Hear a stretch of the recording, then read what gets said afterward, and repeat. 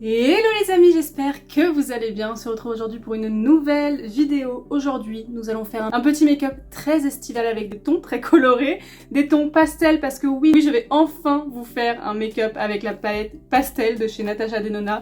Je crois qu'elle est sortie il y a maintenant 2 mois, mais bon, mieux vaut tard que jamais. Et en plus, j'ai fait quelques petits achats chez Kylie Cosmetics, donc je suis très pressée de tester ces petits produits. Pareil, la marque est arrivée en France depuis des mois et des mois chez Nocibé, mais par contre je les ai achetés que maintenant. J'ai pris le blush et 2 rouges à lèvres. J'ai pris uniquement le blush. Honnêtement, je pense acheter le bronzer et l'highlighter, mais je voulais tester le blush avant pour voir si le blush me plaisait. C'est que les autres produits vont me plaire aussi. Comme vous pouvez le voir, j'ai fait déjà mon teint, j'ai mis le bronzer, j'ai fait mes sourcils en fond de teint anti-cerne parce que j'ai utilisé que l'anti-cerne et je l'ai mis sur tout mon teint. J'ai utilisé le KVD, j'ai voulu lui redonner une chance, même si c'est pas exactement ma teinte. Avec la poudre, ça rattrape un peu, je trouve.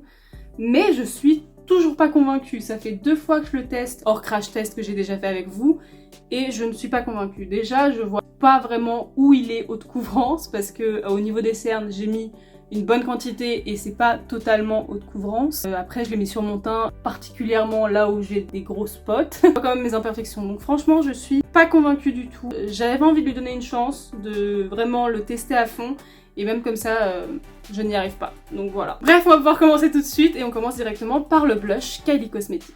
On commence donc par le blush Kylie Cosmetics, le Pressed Blush Powder, en teinte Crush. Il y a vraiment beaucoup de teintes qui me faisaient envie. De ce que j'ai entendu, les produits teints de chez Kylie sont très bien, notamment tout ce qui est poudre, highlighter, bronzer. Les packaging sont très cute, très raccord. Est-ce que vous avez vu que j'ai ajouté un nouveau truc dans mon setup, aka les petites LED là. Je suis très contente de mon achat, hein, donc j'espère que ça va vous plaire. Mais du coup, j'ai essayé d'être raccord avec le packaging Kylie et avec la palette. Franchement, là, je donne tout. Là, on est au maximum du youtubeuse beauté. J'ai hâte de voir si le blush est bien. Si le blush est bien, forcément, je foncerai vers le bronzer et l'highlighter. Il y a un petit miroir juste ici, un petit plastique comme ça pour protéger le blush. Et après, il y a le blush qui est très simple.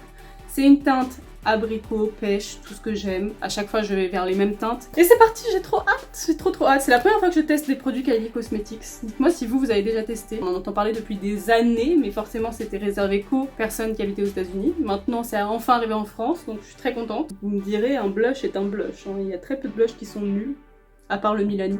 D'ailleurs, il est mat, je vous ai pas dit, il est totalement mat. Je crois qu'il y en a, je crois qu'il y a 3 blushs irisés et 3 blushs mat, en tout cas chez Nocibé. En magasin, parce que je les ai pris en magasin. Mais j'aime beaucoup. Déjà, il est assez intense, il est bien pigmenté, il se travaille hyper facilement. Je crois que j'aime bien.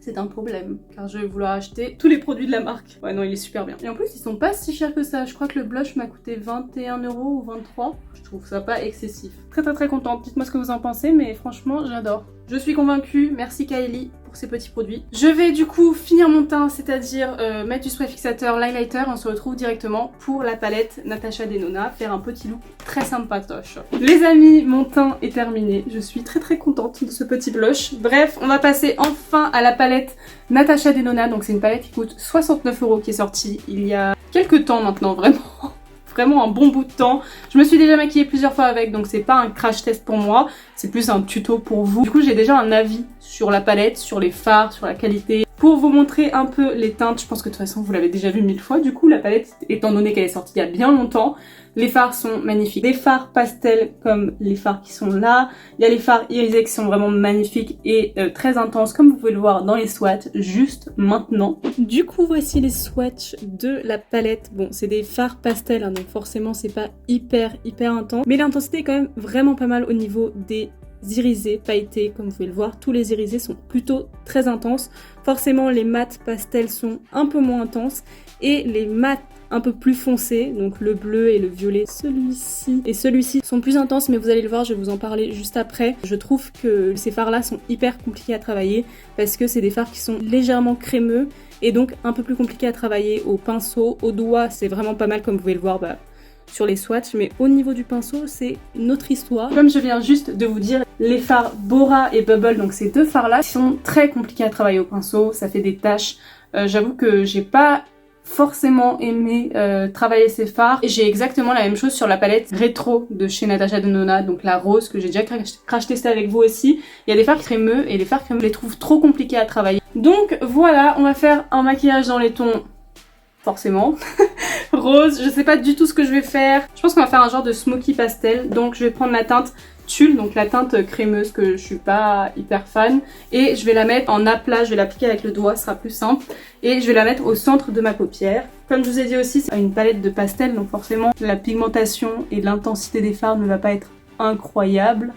Et en plus, comme je n'aide pas en ne mettant pas de base, je crois que je vous en ai parlé dans ma dernière vidéo, mais je trouve que cette palette est vraiment une palette travaillée en complément d'une autre. Pour faire un look complet, c'est assez compliqué uniquement avec cette palette, ou faire un look assez simple comme je vais faire là. Je vais prendre un pinceau et je vais flouter les bords. Et forcément, comme c'est un pastel, dès qu'on floute un peu, ça perd toute son intensité. Je vais prendre du coup la teinte Feather, qui est la teinte pastel du rose. Et je vais du coup faire tout le tour de cette teinte là, en espérant que ce soit assez intense. Je ne pense pas, mais écoutez, on va y croire. C'est assez intense, hein. Franchement on voit le fard, mais forcément c'est pas autant pigmenté que une teinte rose normale quoi. Donc je mets bien la couleur en coin interne et en coin externe. Pour l'instant le make-up n'est pas très compliqué. En fait je pense que j'aurais dû mettre une base pour faciliter le travail parce que là vraiment on voit quasiment rien. Je vous ferai un make-up sur TikTok avec la base. En fait je trouve ça magnifique, mais je trouve que les couleurs pastel c'est trop compliqué à travailler. À part si vous le mettez en touche de couleur. Par exemple si vous faites un make-up nude sur les yeux et que vous mettez après pointe de pastel en coin interne, ça fait hyper joli. Je vais prendre un petit pinceau pour estomper les bords de la forme, même si bon forcément on voit pas grand chose. Hein. J'espère que vous pourrez voir. Il y a quand même une petite couleur qui se dessine. Je vais me rapprocher comme ça je suis sûre que vous voyez. On va prendre la teinte Bora, je pense, qui est la teinte violette, pour la mettre vraiment en ras de cils, apporter un peu plus de nuance à ce make-up, parce que là on dirait que c'est exactement la même teinte qui est appliquée deux fois, enfin qui est appliquée partout surtout. Et je vais prendre du coup la teinte Bora, qui est la teinte violette, et qui elle ne fait pas de chute du tout, puisque c'est une teinte très crémeuse. Donc je la mets grossièrement au niveau du ras de cils, et après je viendrai estomper avec un pinceau un peu plus gros. Donc je fais comme un gros trait de liner. Donc ça fait un truc à peu près comme ça, très brouillon. Et je vais prendre un pinceau et reprendre la teinte Tulle mélangée avec un peu de teinte Bora. Les deux fards là. J'ai du coup estompé un peu ce faux liner qui est assez moche, on est bien d'accord. Ça fait ça actuellement. Et bien sûr on ne peut pas utiliser cette palette sans essayer les pailletés. Donc je vais prendre la teinte Duet, qui est une teinte duochrome bleu-rose, donc ça fait un peu violet. Et je vais la mettre sur toute ma paupière mobile, tout simplement. Au doigt. On dirait vraiment que j'ai mis toute la même couleur partout sur les yeux. Il n'y a aucun travail de fard. Alors que si, hein, vous avez bien vu. C'est une catastrophe, on ne voit rien. On peut comprendre que mon avis est très mitigé sur cette palette. Je vais juste prendre la teinte Dainty. Cette teinte là, rose irisée, qui à mon avis va être un peu plus peps. Et je vais la mettre en coin interne. Et après, pour illuminer, je mettrai la teinte Illusion, qui est un blanc duochrome, pareil, qui a des reflets roses, qui est trop beau. Par contre, là, le fard Dainty, je vais le mettre que en coin interne pour illuminer, parce que lui, il a de la paillettasse. Le duochrome est plus métallique et crémeux, alors que là, le fard Dainty que je suis en train d'appliquer, c'est plus de la paillette, du coup. J'ai pas fait le ras de cils inférieur, bien sûr, parce que je pense que je vais mettre un peu de bleu. Ça va faire très gender reveal. Bon, c'est déjà plus beau, non? On voit pas grand chose, hein, je suis d'accord avec vous. Je vais faire du coup le ras de cils inférieur, je vais prendre la teinte Bubble pour vraiment coller au ras de cils inférieur, et après je viendrai estomper avec la teinte Hairy. Je sais pas ce que je fais comme look, mais écoutez, j'y vais. Je prends le fard Hairy, qui est un fard pour le coup pastel, mais qui est du coup beaucoup plus poudreux et moins intense. Je pense que je vais ajouter avec ce pinceau qui est biseauté, il est parfait. Je vais ajouter la teinte Bora en coin externe pour faire un peu une transition entre le bleu et le rose, sinon je trouve que ça fait pas très joli. Vous voyez la teinte Bora au pinceau, ça se voit pas. Ça dépend vraiment des fards que vous choisissez. Je vais prendre un petit pinceau boule pour le coin interne, mettre un peu de spray fixateur et prendre la teinte Illusion, qui est cette teinte blanche mais qui a des reflets roses trop beaux. Je trouve que ça ira parfaitement bien pour illuminer le coin interne. Qu'est-ce que je vais faire? Je vais finir parce que là du coup le look des yeux est terminé au niveau des fards, au niveau du travail des fards. Je suis moyennement convaincue, mais écoutez, voilà, la palette ne me convainc pas en fait. Et je suis très triste de ça d'ailleurs, parce que quand elle est sortie, je me suis littéralement jetée dessus. Le jour où elle est sortie, je l'ai achetée première heure, et au final je suis pas convaincue. Après peut-être que c'est moi qui n'arrive pas à travailler les fards, mais j'avoue que je trouve ça vraiment très compliqué d'avoir un beau look. Là je suis pas sûre de mon look, non. Avec le mascara ça va forcément tout sauver, parce que ça fait forcément mieux avec du mascara, mais je suis pas convaincue par les fards, ni les fards irisés, ni les fards pastel. Je trouve qu'ils sont très compliqués à travailler en superposition, que ça fait très patchy. Les fards crémeux en fait font très patchy et dès que vous les estompez un peu, il n'y a plus rien. Je la trouve très compliquée. Bref, je vais finir mon make-up, enfin mon look des yeux, mettre du mascara, du crayon et je reviens pour les lèvres. Les amis, le make-up des yeux est terminé et comme prévu, forcément avec le mascara, ça fait hyper joli. Je suis assez contente même si c'est pas le meilleur look de ma chaîne. J'espère. À vous d'en décider, dites-moi en commentaire ce que vous en pensez. Je trouve ça très joli, les couleurs pastel, et puis même, au final, ça fait pas un rendu horrible. J'ai hâte d'avoir vos retours à vous dessus, parce que moi, c'est coup-ci coup-ça. Je suis pas totalement fan. On va passer aux lèvres, et comme je vous ai dit, j'ai deux rouges à lèvres, enfin, j'ai acheté deux rouges à lèvres Kylie. J'en ai un qui est le Matte Liquid Lipstick. C'est les rouges à lèvres les plus connus de chez Kylie Cosmetics. Et j'ai aussi pris le Lip Blush. C'est du coup un blush pour les lèvres. J'essaierai de le tester en blush sur TikTok, donc n'hésitez pas à me rejoindre sur TikTok. J'ai pour objectif de faire plein de crash tests et plein de tutos sur TikTok. Pour le lip blush, c'est la teinte Bikini Boo, qui est trop beau. Déjà les packagings sont vraiment très jolis, enfin moi j'adore. Je suis pas spécialement fan hein, de Kylie, j'adore la famille Kardashian, j'adore regarder les Kardashian depuis que je suis très jeune, mais je suis pas fan de Kylie. Voici la teinte Bikini Boo, donc c'est un rosé un peu chaud qui est très beau.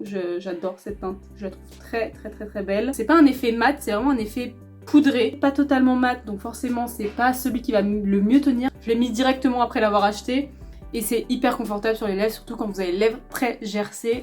Forcément si vous mettez un rouge à lèvres liquide mat, ça va marquer toutes les sécheresses des lèvres. Et après, dans les liquides mat, donc dans la gamme la plus connue de chez Kylie, j'ai pris la teinte Candy K, qui est vraiment une teinte nude rosée, j'ai l'impression. J'avoue que je savais pas trop quoi prendre, il y avait plein de choix pour le coup. Après, comme on en parlait avec mes copines, vous allez chez NYX, vous avez exactement la même chose, pour moins cher. Vraiment, je pense que c'est quasiment les mêmes formules, c'est juste que vous n'avez pas du coup la marque Kylie dessus, mais je trouve que vraiment les formules sont pareilles. Après j'ai pas encore testé les mats.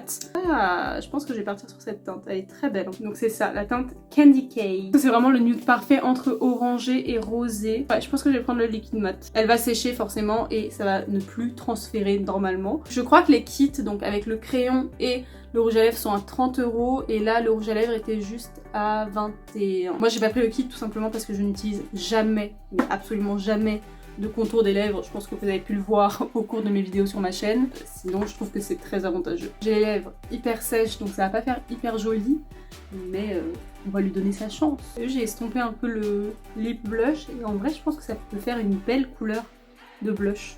Faut que je teste. Oh, j'ai explosé ma palette.